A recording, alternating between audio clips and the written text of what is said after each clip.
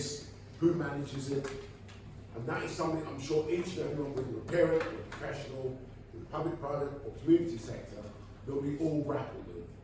And I won't talk about the portal is something that's already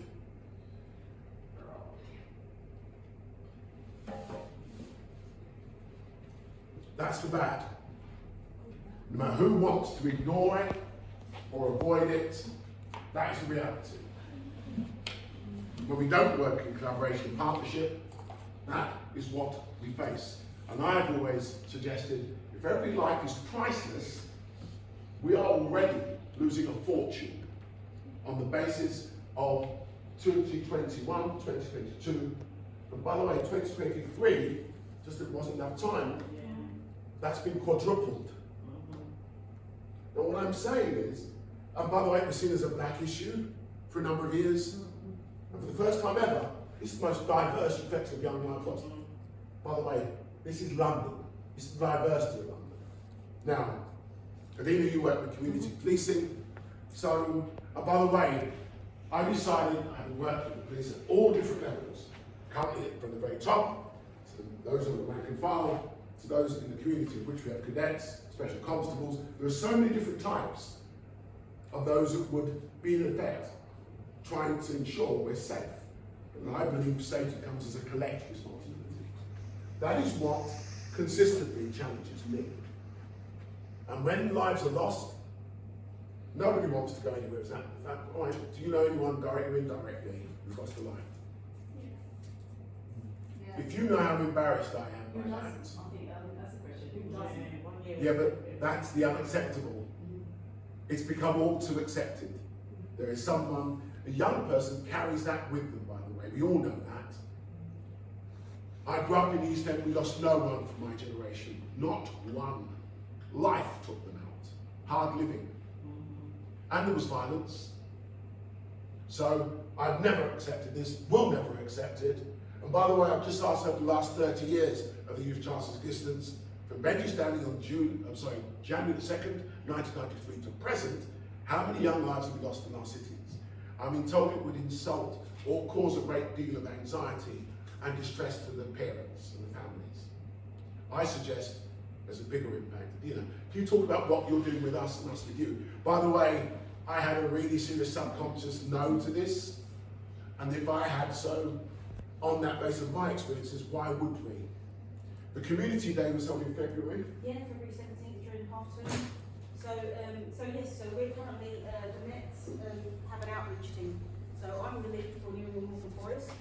The London is divided up in, 32 boroughs are divided up into what we call 12 basic command units. So 12 BCUs that create 6 boroughs, each headed up by an outreach lead and a team of police officers consisting of a sergeant and 3 PCs. So we partnered up with 32 organisations together with MOPAC to provide funding to those organisations who we know are already established, have already built those roots into the community and demonstrating over a period of time the great work that they're doing. And we want to work in partnership with those organisations, Youth Charter being one of them, to really bridge that gap and get that trust and confidence back, which we know we've lost over time, especially in recent time. You only have to turn on the TV every day or scroll on your phone. You're hearing about another police officer, you're hearing about institutional racism, misogyny, violence against women, it's all there. And so for us as outreach, primarily our function is to connect with the community, reconnect, listen to the concerns, understand the history, make ourselves culturally aware. This young man was talking earlier about neurodiversity. We just celebrated Neurodiversity Week. Again, it's about re-education, making people aware. When we're conducting those stop and searches, as you said, are we considering, is this a person who has autism? Is this a person who has ADHD? Is this a person who has a different level of understanding based on neurodivergence?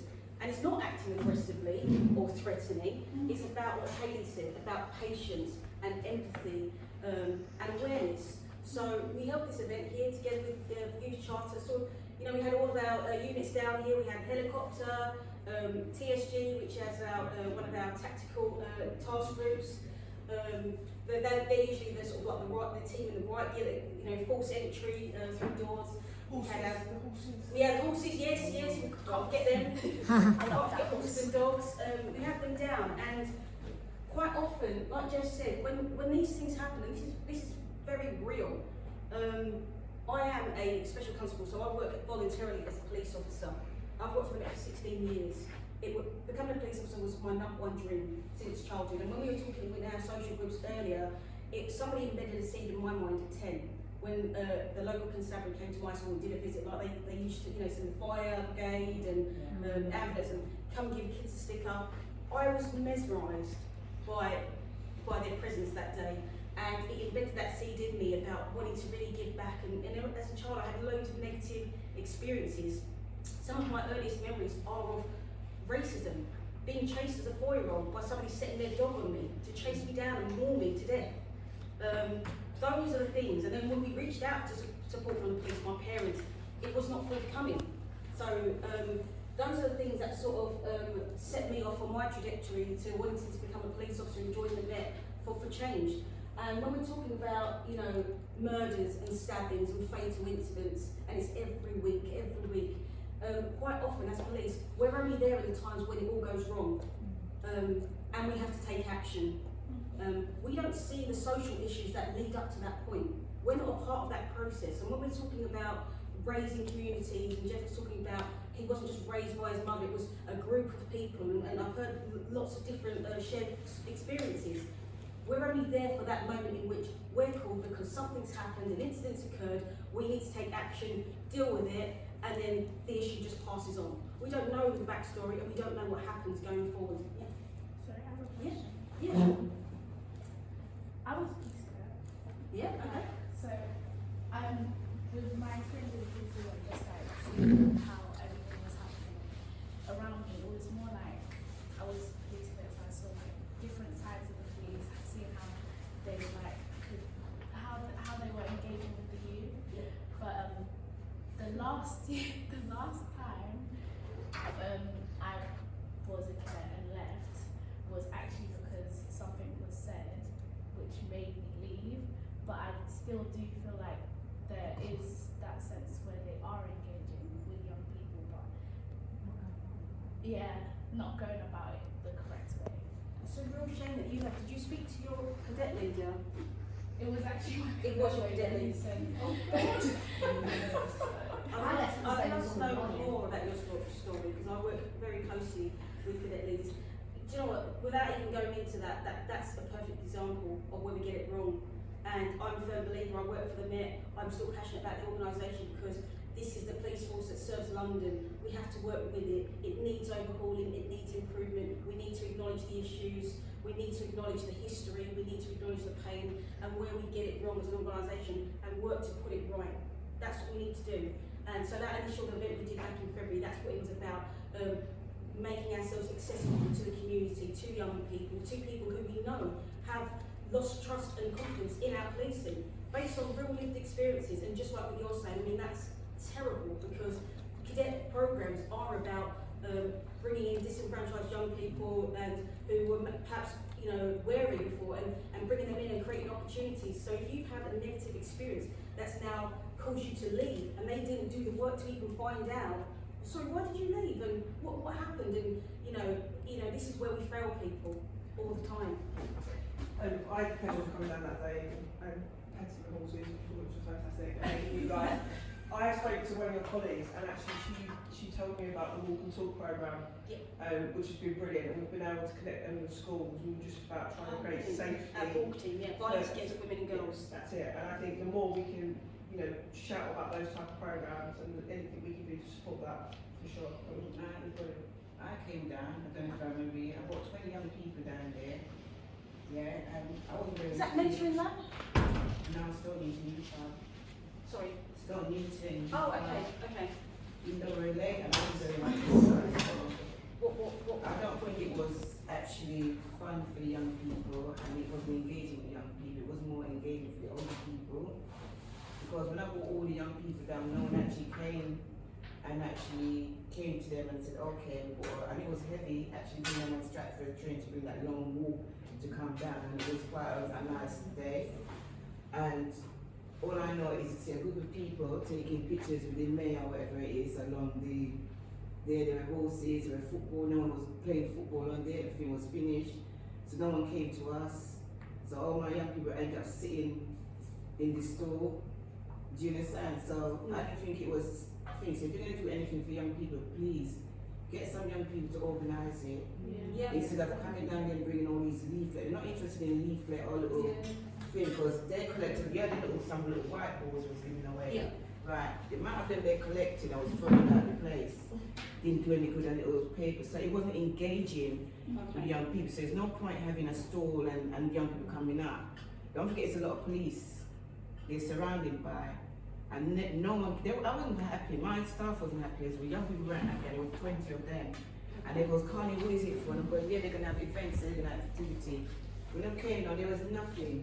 With all due respect, there was a lot going on, but for the first time ever, the community would be engaged with the park with the community, and for the first time bringing the police, who as we know are not considered popular.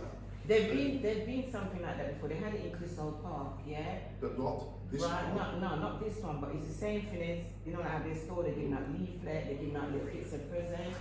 But what it is, they came down where we were and asked young people, how would it be? Because it's really hard to happen with kids to actually go, yeah, and they came down and asked young people, what would you like to see when we're doing this? Not just about telling them about the police and everything like that, because there's certain ways to deal with young people to make it fun and educate them. Do you understand what I'm saying? And grab them, but nothing was there to grab them. If you understand what I'm saying?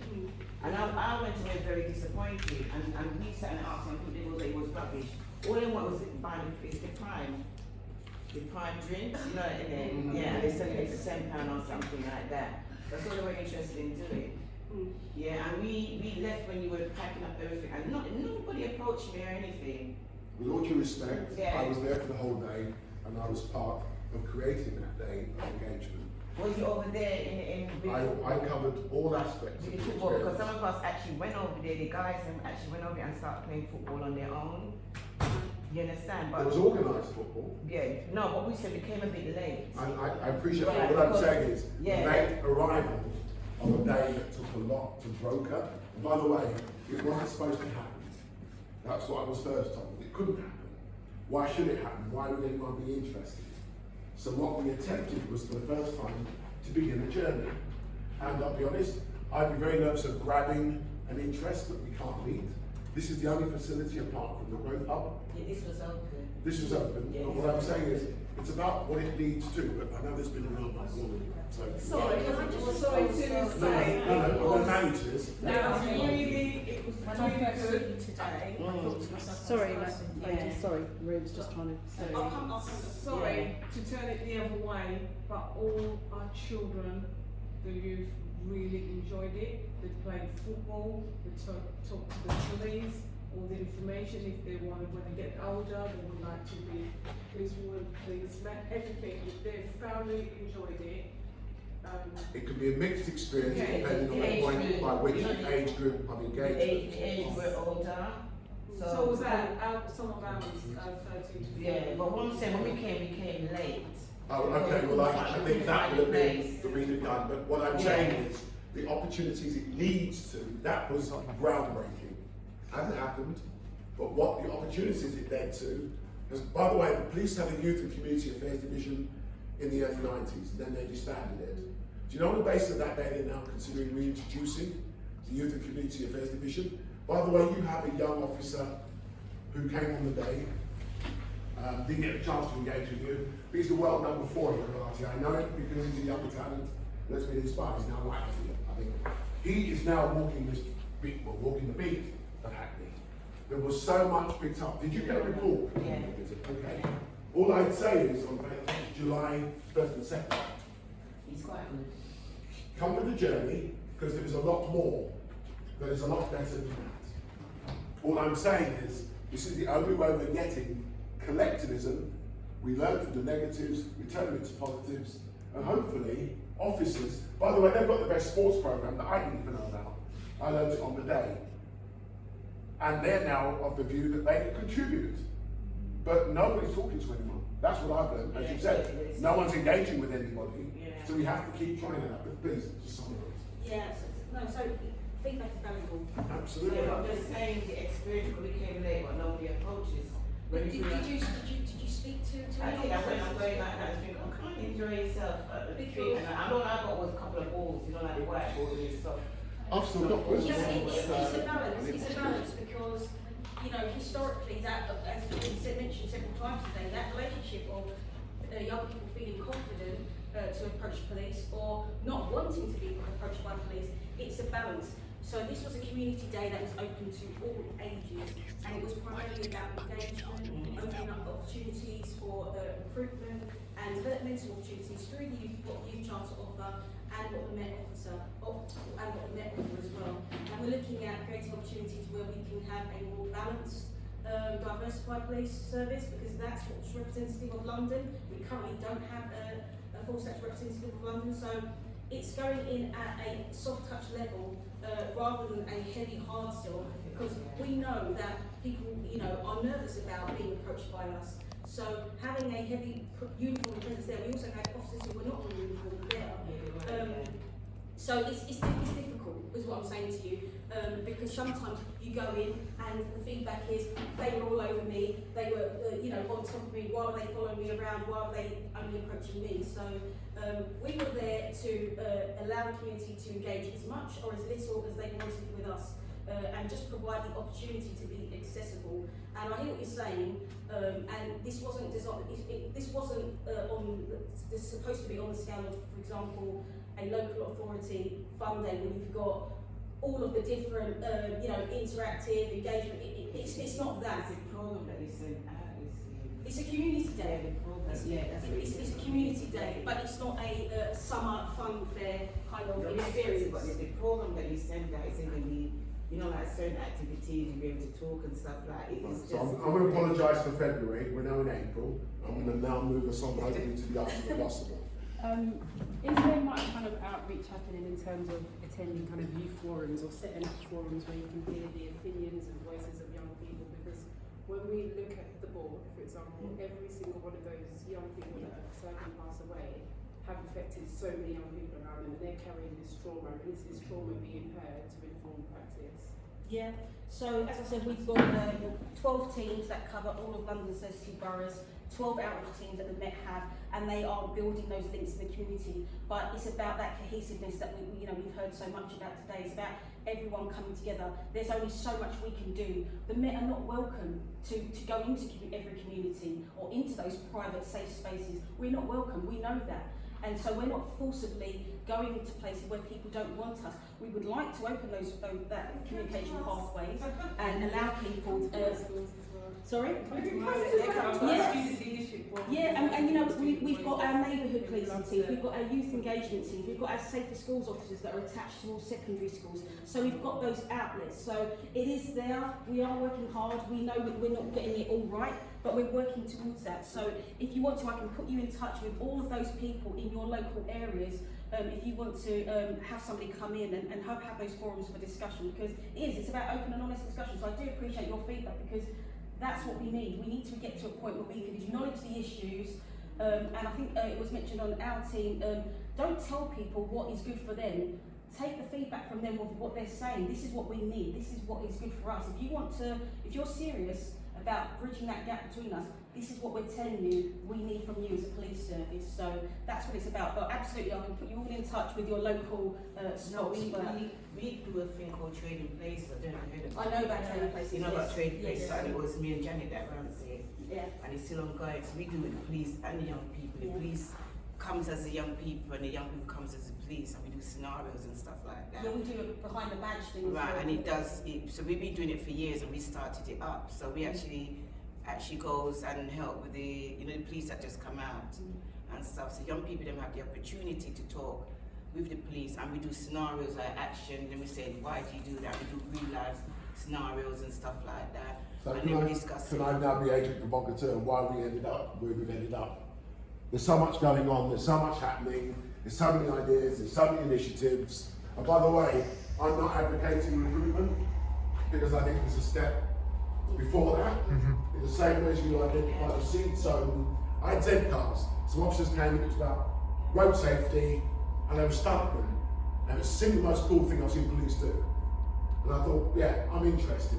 By the way, Baroness Louise Casey produced a report. It got a lot of airing about the institutional nature of the Met.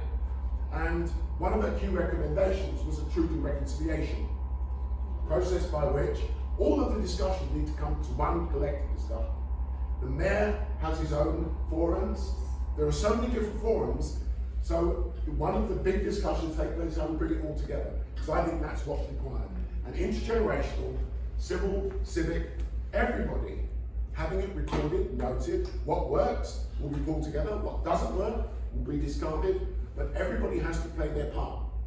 That's what I've seen here today. I'm sure you will accept today. Everybody has to play their part. Because you, outside of that uniform, live in the community. This is it, and I face the same issues that many of you are speaking about. I'm a parent, I'm a single parent, I'm worried every time my son goes out, every time he's late home, he goes to the sporting academy, so when he's late home from school, I still worry. He comes on, didn't I tell you, Mum, it was kayaking today, basketball, netball practice, Gaelic football, he's doing it all. And again, it's a cycle, it comes back around again. It's because he's got a love of sport, that keeps him engaged in thinking about other things that, you know, can be occupying his time hanging around on the street. And I really am so grateful for that, because I don't have any worries about him, because I know if he's late home from school, it's some sort of sport that he's doing. And he's not passionate about many things, but he is about sport. But yeah, it really is a cohesive effort. The police don't have all the answers. It's multi-layered, the different strands, it's social, it's, you know, the intersectionality. We need the support from people like yourselves, from everyone in the community. Who, you know, we need to hear all those voices. There's no good the Commissioner sitting there giving a press conference telling London, this is how I'm going to fix the problems in the Met, this is what you need. You need to tell us what you need, and allow us to come into those spaces and have that open and honest discussion. And like Jeff said, it's not necessarily about recruitment, although we're open to it, because we need to create you know, diversity within the Met. A lot of our issues stem from the fact that we've got an 80% white male dominated police service. So we need, that is crucially important. Recruitment is crucially important, but it's not about the hard sell, about come in and join us and get our numbers up. It's about engagement, it's about cultural awareness, emotional awareness, you know, and intelligence. So, but we need all of you and your voices and expertise to help guide us, essentially, to create the police service that, you know, London needs, that works. So hopefully that was good enough.